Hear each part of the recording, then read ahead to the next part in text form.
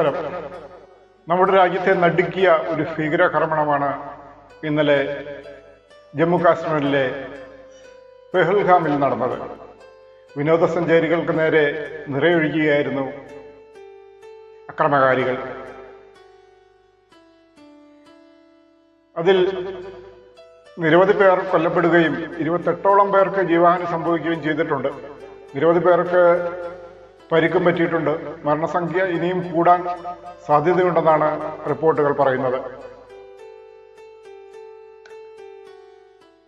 2 വിദേശികളും ഇതിൽ മരണപ്പെട്ടവരുടെ ലിസ്റ്റിൽ ഉൾപ്പെട്ടിട്ടുണ്ട് എന്നാണ് വിവരങ്ങൾ കാണിക്കുന്നത്. വിനോദസഞ്ചാരികൾ പതിവായി എത്തുന്ന താഴ്വരയിലാണ് ആക്രമണം നടന്നത്.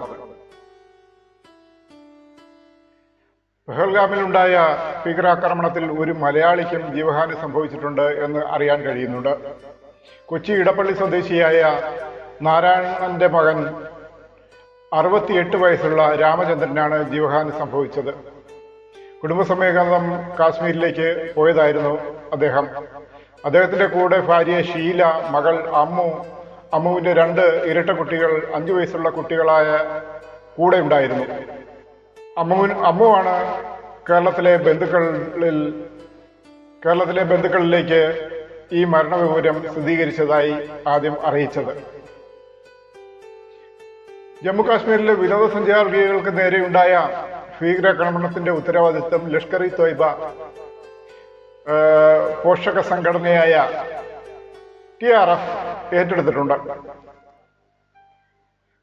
ദി റെസിഡന്റ് ഫ്രണ്ട് എന്നറിയപ്പെടുന്ന സംഘടനയെ 2023 തന്നെ ആഭ്യന്തര മന്ത്രാലയം നിരോധിച്ചിട്ടുള്ളതാണ്. ഈ സംഘടനയെ വീണ്ടും ആ സംഘടന തന്നെ ബാക്ക്ഗ്രൗണ്ടിൽ പ്രവർത്തിക്കുന്നുണ്ടായിരുന്നു. കേരളത്തിലെ സ്വിറ്റ്സർലൻഡ് എന്നറിയപ്പെടുന്ന കാശ്മീർ താഴ്വരയിലാണ് ആക്രമണം ഉണ്ടായത്. ജമ്മു കാശ്മീരിലെ അനന്ത്നാഗ് ജില്ലയിലെ ഒരു പ്രധാന വിനോദസഞ്ചാര കേന്ദ്രം കൂടിയാണ് ഈ ആക്രമണം നടന്ന ശ്രീനാഗ് ജില്ലയിൽ നിന്ന് 90 കിലോമീറ്റർ അകലെയാണ് പഹൽഗാം എന്ന ഈ ഗ്രാമം. ട്രക്കിങ്ങിനായി എത്തിയ വിനോദസഞ്ചാരികളാണ് ആക്രമണത്തിന് ഇരയായത്. സൈനിക വേഷത്തിലെത്തിയ ഭീകരരാണ് നിറയൊഴിച്ചത് എന്നാണ് പറയപ്പെടുന്നത്. ജമ്മു കാശ്മീരിലെ പെഹൽഗാമിലുണ്ടായ ഭീകരാക്രമണത്തെ ശക്തമായി അപലപിച്ച് നമ്മുടെ പ്രധാനമന്ത്രി നരേന്ദ്രമോദിയും രംഗത്ത് വന്നിട്ടുണ്ട്. അദ്ദേഹത്തിന്റെ സൗദി സന്ദർശനം അവസാനിപ്പിച്ച് ഡൽഹിയിലെത്തിയിട്ടുണ്ട്. ഡൽഹി വിമാനത്താവളത്തിൽ അടിയന്തര യോഗവും ചേരുന്നുണ്ട്. പെഹൽഗാം ഭീകരാക്രമണത്തിന്റെ പശ്ചാത്തലത്തിൽ കേന്ദ്ര ആഭ്യന്തരമന്ത്രി അമിത്ഷാ ശ്രീനഗറിലെത്തി ഉന്നത ഉദ്യോഗസ്ഥരുമായി ചർച്ച നടത്തി. മുഖ്യമന്ത്രി മനോജ് സൻഹ എന്നിവരും യോഗത്തിൽ പങ്കെടുത്തു. ഭീകരാക്രമണം നടന്ന സ്ഥലം അമിത്ഷാ ഇന്ന് സന്ദർശിക്കും. ആക്രമണത്തിന്റെ പശ്ചാത്തലത്തിൽ കേന്ദ്ര സർക്കാർ സർവകക്ഷി യോഗം വിളിക്കണമെന്ന് കോൺഗ്രസ് ആവശ്യപ്പെട്ടു. 7 ഭീകരരുടെ സംഘമാണ് ആക്രമണം നടത്തിയതെന്ന് സുരക്ഷാ സേന വ്യക്തമാക്കിയിട്ടുണ്ട്. അതിൽ സ്വദേശികളായ 2 പേരും ഉൾപ്പെടുന്നു എന്നും വ്യക്തമാക്കിയിട്ടുണ്ട്. ഭീകരാക്രമണത്തിൽ ഇന്ത്യക്ക് പിന്തുണയുമായി ലോകരാജ്യങ്ങൾ എത്തിയിട്ടുണ്ട്. അമേരിക്കയുടെ എല്ലാ പിന്തുണയും ഇക്കാര്യത്തിൽ ഇന്ത്യക്കുണ്ടാകുമെന്ന് US പ്രസിഡന്റ് ഡൊണാൾഡ് ട്രംപ് പറഞ്ഞു. കാശ്മീരിൽ നിന്ന് വരുന്നത് വളരെ അസ്വസ്ഥത ഉളവാക്കുന്ന വാർത്തകളാണെന്നും ഭീകരവാദത്തിനെതിരെ ഇന്ത്യക്കൊപ്പം ശക്തമായി നിലപാടെടുക്കുമെന്നും വ്യക്തമാക്കി. ഭീകരാക്രമണത്തിന് റഷ്യൻ പ്രസിഡന്റ് വ്ളാഡിമിർ പുടിനും ശക്തമായി അപലപിച്ചു. ന്യായീകരണവും നൽകാനൊന്നുമില്ലെന്നും ഈ ആക്രമണത്തിന്റെ സൂത്രധാരന്മാരെയും ഇത് നടത്തിയവരെയും നിയമത്തിന്റെ മുന്നിൽ കൊണ്ടുവരണമെന്നും അദ്ദേഹം ആവശ്യപ്പെട്ടു. ഭീകരാക്രമണത്തിന്റെ പശ്ചാത്തലത്തിൽ ടൂറിസം കേന്ദ്രങ്ങളിൽ നിരീക്ഷണം ശക്തമാക്കുമെന്ന് ഡൽഹി പോലീസ് വ്യക്തമാക്കി. രാജ്യതലസ്ഥാനത്തെ മറ്റ് പ്രധാനപ്പെട്ട ഇടങ്ങളിലും സുരക്ഷ ശക്തമാക്കാൻ പോലീസ് തീരുമാനിച്ചിട്ടുണ്ട്. ആക്രമണത്തെ ശക്തമായി അപലപിച്ച RSS രാജ്യത്തിന്റെ അഖണ്ഡതയ്ക്കും ഐക്യത്തിനും എതിരാണെന്ന് പ്രസ്താവിച്ചു. സർക്കാർ കുറ്റക്കാർക്കെതിരെ ശക്തമായ നടപടിയെടുക്കണമെന്നും ആവശ്യപ്പെട്ടു. രാഷ്ട്രീയ പാർട്ടികളെ കേന്ദ്ര സർക്കാർ വിശ്വാസത്തിലെടുക്കണമെന്നും ഈ ഭീകരാക്രമണത്തിന് മറുപടി നൽകാതിരിക്കരുതെന്നും കോൺഗ്രസ് നേതാവ് ജയറാം രമേശ് പ്രതികരിച്ചു. ജമ്മു കാശ്മീരിലെ പെഹൽഗാമിലുണ്ടായ ഈ ഭീകരാക്രമണത്തിൽ മുഖ്യമന്ത്രി പിണറായി വിജയൻ തീവ്രവാദി ആക്രമണത്തിൽ കൊല്ലപ്പെട്ടവർക്ക് മുഖ്യമന്ത്രി ആദരാഞ്ജലികൾ അർപ്പിച്ചു. ആക്രമണത്തിൽ ഉറ്റവരെ നഷ്ടപ്പെട്ടവരുടെ ദുഃഖത്തിൽ പങ്കുചേരുന്നുവെന്നും പരിക്കേറ്റവർ എത്രയും വേഗം സുഖം പ്രാപിക്കട്ടെ എന്നും അദ്ദേഹം വ്യക്തമാക്കി.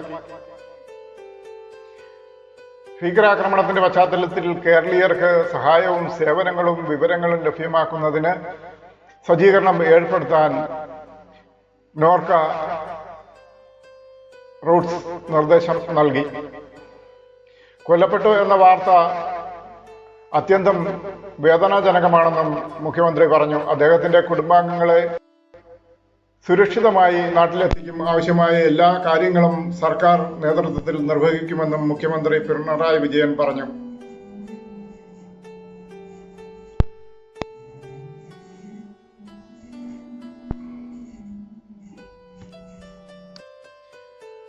കശ്മീരിലെ ഭീകരാക്രമണത്തിന് പിന്നിൽ ലഷ്കർ തോയ്ബ എന്നാണ് സൂചന. പാകിസ്ഥാനിൽ നിന്ന് ആക്രമണം നിയന്ത്രിച്ച് സൈഫുള്ള കസൂരിയാണ് പ്രവർത്തനങ്ങൾ ഏർപ്പെടുന്നത് എന്ന് റിപ്പോർട്ടുണ്ട്. 2 തദ്ദേശീയരുൾപ്പെടെ 7 പേരാണ് ആക്രമണങ്ങൾ നടത്തിയത്. കാശ്മീരിൽ നിന്നുള്ള 2 തദ്ദേശീയർ ആക്രമണം നടത്തിയ കൂട്ടത്തിൽ ഉൾപ്പെടുന്നു എന്ന് റിപ്പോർട്ടുകളുണ്ട്. അതിൽ ഒരാളെ തിരിച്ചറിഞ്ഞതായും പോലീസ് വൃത്തങ്ങൾ പറയുന്നുണ്ട്. ഭീകരരുടെ അവസാന ബാച്ചിനൊപ്പം ചേർന്നു എന്നാണ് വിലയിരുത്തൽ. ഭീകരർക്ക് ബൈക്കുകൾ നൽകിയത് ആരാണെന്നും അന്വേഷിക്കുന്നുണ്ട്. ഒരു പ്രാദേശിക ഭീകരനെ തിരിച്ചറിഞ്ഞതായി റിപ്പോർട്ടുകളുണ്ട്. ബജ്ബഹേര സ്വദേശി ആദിൽ തേക്കറാണ് തീവ്രവാദ സംഘടനയിലെ സ്വദേശിയായ പൗരൻ. ബഹൽഗാം ഭീകര ആക്രമണത്തിൽ 34ഓളം പേർ കൊല്ലപ്പെട്ട സംഭവത്തിൽ നമ്മുടെ പ്രധാനമന്ത്രി നരേന്ദ്രമോദി സൗദി സന്ദർശനം അവസാനിപ്പിച്ച് അടിയന്തരമായി തിരിച്ചു വരികയും ചെയ്തു. എയർപോർട്ടിൽ തന്നെ അദ്ദേഹം സമ്മേളനം വിളിച്ചു കൂട്ടുകയും ചെയ്തു. പല മുഖ്യധാര ഉദ്യോഗസ്ഥരും ഈ സമ്മേളനത്തിൽ പങ്കെടുത്തിരുന്നു. ഈ പ്രദേശം എന്ന് പറയുന്നത് വളരെ പുല്ലുകൾ നിറഞ്ഞ ഒരു പുൽമേടാണ്. ഈ പുൽമേട്ടിലേക്ക് കുതിര സവാരി ചെയ്യുവാനായി എത്തിയവരൊക്കെയാണ് ഈ അപകടത്തിന്റെ കാഠിന്യം ഏറ്റുവാങ്ങേണ്ടി വന്നത്. ആ പ്രദേശത്ത് ഒരു വളരെ താഴ്ന്ന താപനിലയാണുള്ളത്. 8 ഡിഗ്രിയൊക്കെയാണ് ഉള്ളത്. അവിടെ അധികമാരും താമസിക്കാത്ത ഒരു ഏരിയയാണെന്നാണ് നമ്മുടെ വിശദാംശങ്ങളിൽ പറയുന്നത്. ധാരാളം പേർ ശ്രീനഗറിൽ താമസിക്കുകയും അവിടെ നിന്ന് പോയ കച്ചവടത്തിനായി അവിടെ പോവുകയും കച്ചവടം കഴിഞ്ഞ് തിരിച്ചെത്തുകയും ചെയ്യുന്നവരാണ്. വളരെ കുറച്ച് ആളുകൾ മാത്രമേ അവിടെ ഉള്ളതായി റിപ്പോർട്ടുള്ളൂ. ഈ മേഖലയിൽ എത്തണമെങ്കിൽ വളരെ ദൂരം മലകൾക്ക് മുകളിലേക്ക് സഞ്ചരിക്കേണ്ടതുണ്ട്. കുതിരപ്പുറത്താണ് അവിടെ സാധാരണ ആളുകൾ എത്തിച്ചേരുന്നത്. എന്തായാലും ഈ ഒരു സംഭവത്തെ പിൻപറ്റി അവിടെ ഒരു മതങ്ങൾ തമ്മിലുള്ള ഒരു വിദ്വേഷത്തിനും ഇടയാക്കാൻ ചാൻസ് ഉണ്ട്. ഇതെല്ലാം മനസ്സിലാക്കി പ്രവർത്തിക്കണമെന്ന് ജനങ്ങളോട് മന്ത്രി ആഹ്വാനം ചെയ്തു. ഈ അടുത്ത സമയങ്ങളിലായി ഇന്ത്യയിൽ നടന്നുകൊണ്ടിരിക്കുന്ന മത തീവ്രവാദങ്ങളെ മുതലെടുക്കാൻ തന്നെയാണ് ഈ തീവ്രവാദ സംഘടനകൾ ഏർപ്പെടുന്നത് എന്ന് നമുക്ക് മനസ്സിലാക്കാൻ സാധിക്കുന്നതാണ്. അതിലൂടെ അവർ മുതലെടുപ്പ് നടത്തുകയും രാജ്യത്തിനുള്ളിലേക്ക് നുഴഞ്ഞു കയറുകയും ചെയ്യുന്നു. ഈ നുഴഞ്ഞുകയറ്റം എന്ന് പറയുമ്പോൾ ഇത്രയേറെ സുരക്ഷാ സംവിധാനങ്ങളുള്ള ഒരു സ്ഥലമാണ് ഈ ശ്രീനഗർ. അതുപോലെ ഈ പറയപ്പെടുന്ന സ്ഥലവും അമർനാഥിലേക്കുള്ള ഒരു മെയിൻ വഴിയാണ് ഈ പെഹൽഗാം എന്ന് പറയുന്ന ഈ വിനോദസഞ്ചാരികൾക്ക് ഇഷ്ടപ്പെട്ട ഈ സ്ഥലം. അതുകൊണ്ട് തന്നെ അവിടെ സുരക്ഷാ മേഖലയുമാണ്. പലർക്കും അവിടേക്ക് എത്തിപ്പോകാനുള്ള സാധ്യതകളും ഈ സുരക്ഷ ഉള്ളതുകൊണ്ട് കുറവാണ്. അവിടേക്ക് എങ്ങനെ ഈ ഭീകരർ എത്തി എന്നുള്ളതിൽ വളരെയധികം സംശയം ഉളവാക്കുന്നുണ്ട്. നമ്മുടെ രാജ്യത്തിന്റെ ബോർഡർ സെക്യൂരിറ്റി ഫോഴ്സുകളെല്ലാം താണ്ടിയാണ് ഇവർ നമ്മുടെ രാജ്യത്തേക്ക് വന്നിരിക്കുന്നത്. ഇവർക്ക് എന്താണ് ഉദ്ദേശമെന്നും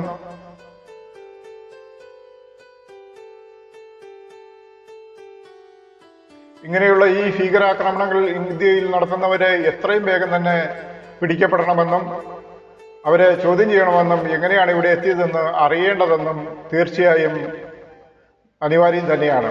ഇതിനോടകം തന്നെ രാജ്യത്തിന്റെ പ്രധാന അന്വേഷണ ഏജൻസികളായ NIA ഉൾപ്പെടെ സ്ഥലത്തെത്തി പരിശോധന ആരംഭിച്ചിട്ടുണ്ട്. അതുകൊണ്ട് തന്നെ നമുക്ക് വിശ്വസിക്കാം ഈ സംഭവത്തിന്റെ ഒരു നിജസ്ഥിതി പുറത്തു വരും എന്നുള്ളത്. ഇതിനോടകം തന്നെ പൊതുജനങ്ങൾ സോഷ്യൽ മീഡിയകളിലും മറ്റും മതസ്പർദ്ധ വളർത്തുന്ന പല വിധത്തിലുള്ള പോസ്റ്റുകളും ഇട്ടുവരുന്നുണ്ട്. അതിടാനുള്ള ചാൻസും കൂടുതലാണ്. അങ്ങനെ മതസ്പർദ്ധ വളർത്തുന്ന സോഷ്യൽ മീഡിയ പോസ്റ്റുകൾ ഒഴിവാക്കണമെന്ന് മന്ത്രാലയം ആവശ്യപ്പെട്ടിട്ടുണ്ട്. തീർച്ചയായും ഇങ്ങനെയുള്ള പോസ്റ്റുകൾ ഒഴിവാക്കുക. കാര്യത്തിന്റെ നിജസ്ഥിതി അറിഞ്ഞതിന് ശേഷം മാത്രം മതസ്പർദ്ധ വളർത്തുന്ന കാര്യങ്ങളിലേക്ക് കടക്കുക. അപ്പൊ നമസ്കാരം. വിവിധ വിമാനങ്ങളിലായി കേന്ദ്ര ആഭ്യന്തരമന്ത്രി അമിത്ഷാ മൃതദേഹത്തിൽ അന്ത്യോപചാരം അർപ്പിക്കാൻ വേണ്ടി എത്തുന്നതിന്റെ തത്സമയ ദൃശ്യങ്ങൾ.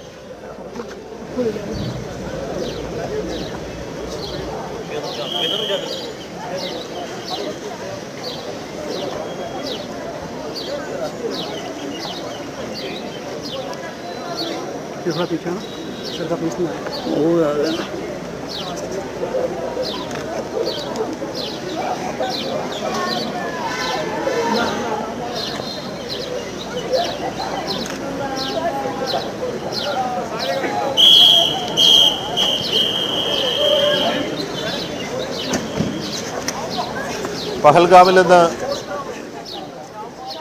26 പേരുടെയും ഭൗതിക ശരീരം ശ്രീനഗർ മെഡിക്കൽ കോളേജിൽ എത്തിച്ചിരുന്നു. അവിടെ നിന്ന് ഇപ്പോൾ പോലീസ് ആസ്ഥാനത്ത് എത്തിച്ച മൃതദേഹത്തിൽ കേന്ദ്ര ആഭ്യന്തരമന്ത്രി അമിത്ഷാ അന്ത്യോപചാരം അർപ്പിക്കുകയാണ്. കശ്മീർ മുഖ്യമന്ത്രി, ലഫ്റ്റനന്റ് ഗവർണർ അടക്കമുള്ളവർ ആഭ്യന്തരമന്ത്രിക്ക് ഒപ്പമുണ്ട്. ആ ദൃശ്യങ്ങളാണ് പ്രേക്ഷകർ കണ്ടത്. അതിനുശേഷം അല്പസമയത്തിനകം 11:30 26 പേരുടെയും മൃതദേഹങ്ങൾ ദില്ലിയിലേക്ക് കൊണ്ടുവരും. അവിടെ നിന്നായിരിക്കും ജന്മദേശത്തേക്ക് വിമാനമാർഗം ഈ മൃതദേഹങ്ങൾ എത്തിക്കുക.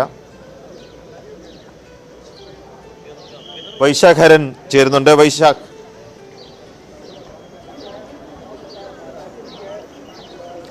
PG അമിത്ഷാ അല്പസമയം മുൻപ് എത്തി. അതിന് തൊട്ടു പിന്നാലെ നടപടിക്രമങ്ങൾ തുടങ്ങി. ഇപ്പോൾ ശ്രീനഗറിലെ ജമ്മു കശ്മീർ പോലീസിന്റെ ആസ്ഥാനത്ത് പോലീസ് കൺട്രോൾ റൂമിൽ എത്തിച്ച 26 മൃതദേഹങ്ങളിൽ രാജ്യത്തെ നടുക്കിയ ഭീകരാക്രമണത്തിൽ ജീവൻ നഷ്ടമായ 26 പേരുടെ മൃതദേഹങ്ങളിൽ കേന്ദ്ര ആഭ്യന്തരമന്ത്രി അമിത്ഷാ, ജമ്മു കാശ്മീർ മുഖ്യമന്ത്രി ഒമർ അബ്ദുള്ള, ലഫ്റ്റനന്റ് ഗവർണർ, അതുപോലെ തന്നെ മറ്റു മുതിർന്ന ഉദ്യോഗസ്ഥർ എല്ലാം തന്നെ ഇപ്പോൾ ആദരാഞ്ജലികൾ അർപ്പിക്കുകയാണ്.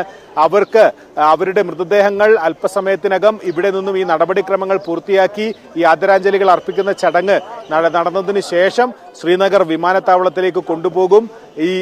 അവിടെ നിന്നുമാണ് ജന്മനാടുകളിലേക്ക് വിവിധ വിമാനങ്ങളിലായിട്ട് അവരെ കൊണ്ടുപോവുക, മൃതദേഹങ്ങൾ നാട്ടിലേക്ക് കൊണ്ടുപോവുക. ഏതായാലും ബന്ധുക്കളെ അടക്കം ബസ്സിൽ ഇവിടേക്ക് അല്പസമയം മുൻപ് എത്തിച്ചിരുന്നു. വലിയ സുരക്ഷാ വലയത്തിലാണ് ശ്രീനഗർ. കനത്ത സുരക്ഷാ വിന്യാസത്തിലാണ് ഈ പോലീസ് ആസ്ഥാനവും. ചടങ്ങുകൾ ഇപ്പോൾ പുരോഗമിക്കുകയാണ്. മാധ്യമങ്ങളെ അകത്തേക്ക് പ്രവേശിപ്പിച്ചിട്ടില്ല. പകരം വാർത്താ ഏജൻസികളിൽ നിന്നുള്ള ദൃശ്യങ്ങളാണിത്. അതിന് തൊട്ടു പുറത്തായിട്ടാണ് നമ്മളിപ്പോൾ റിപ്പോർട്ട് ചെയ്യുന്നത്. ഏതായാലും വലിയ സുരക്ഷാ വിന്യാസം, സൈനികരുടെയൊക്കെ വിന്യാസം ഒക്കെ തന്നെ ഇവിടെ കാണാൻ വേണ്ടി സാധിക്കും. അമിത്ഷാ ഈ ഒരു ഭീകരാക്രമണ വിവരം അറിഞ്ഞതിന് തൊട്ട് പിന്നാലെ ഇവിടേക്ക് ദില്ലിയിൽ നിന്നും തിരിച്ചിരുന്നു. ഉന്നത ഉദ്യോഗസ്ഥരുടെ യോഗം പൂർത്തിയാക്കി രാത്രി 8 മണിയോട് കൂടിയിട്ടാണ് അമിത്ഷാ ശ്രീനഗറിൽ എത്തിയത്. അതിനുശേഷം ഇന്നലെ രാത്രിയുടനീളം വിവിധ ഉന്നത ഉദ്യോഗസ്ഥരുമായടക്കം ചർച്ചകൾ പൂർത്തിയാക്കി ശക്തമായിട്ടുള്ള നടപടികൾക്ക് നിർദ്ദേശിച്ച ശേഷമാണ് അമിത്ഷാ ആദരാഞ്ജലികൾ അർപ്പിക്കുന്നതിന് വേണ്ടിയിട്ട് ശ്രീനഗറിലേക്ക് എത്തിയത്. ഇവിടെ നിന്നും അമിത്ഷാ നേരെ പോകുന്നത് പെഹൽഗാമിലേക്കാണ്. ഹെലികോപ്റ്റർ മാർഗമാണ് പോവുക. 92 കിലോമീറ്റർ ആണ് ഈ ഭീകരാക്രമണം നടന്ന പെഹൽഗാമിലെ ബൈസാരൻ എന്ന കുന്നിലേക്ക് ഉള്ള ദൂരം. ഹെലികോപ്റ്ററിൽ നിന്നും അവിടെ സന്ദർശനം നടത്തിയ അമിത്ഷാ അതിനുശേഷം ഈ ഭീകരാക്രമണത്തിൽ പരിക്കേറ്റ ആളുകളുമായിട്ട് ആശുപത്രിയിലെത്തി നേരിട്ട് സംവദിക്കും, അവരുടെ വാക്കുകൾ കേൾക്കും.